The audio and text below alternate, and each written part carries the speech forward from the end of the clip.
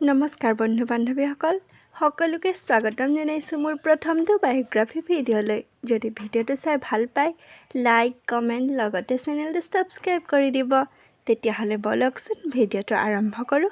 বন্ধু বান্ধৱীসকল, ৰং টিভিত সম্প্ৰচাৰিত হৈ থকা 20টি ধাৰাবাহিকত পেৰিনা চৰিত্ৰত অভিনয় কৰা অভিনেত্ৰীগৰাকী প্ৰকৃততে কোন, তেওঁৰ শিক্ষাগত অৰ্হতা কিমান, তেওঁৰ ঘৰ ক'ত, এই সকলোবোৰ জানিবলৈ হ'লে স্কিপ নকৰাকৈ শেষলৈকে ভিডিঅ'টো চাব বুলি আশা কৰিলোঁ।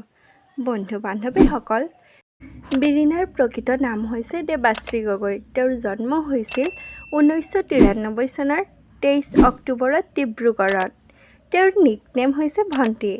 তেওঁৰ পৰিয়ালৰ কথা ক'বলৈ গ'লে তেওঁৰ পৰিয়ালত মাক দেউতাক আৰু এগৰাকী বায়েক আছে।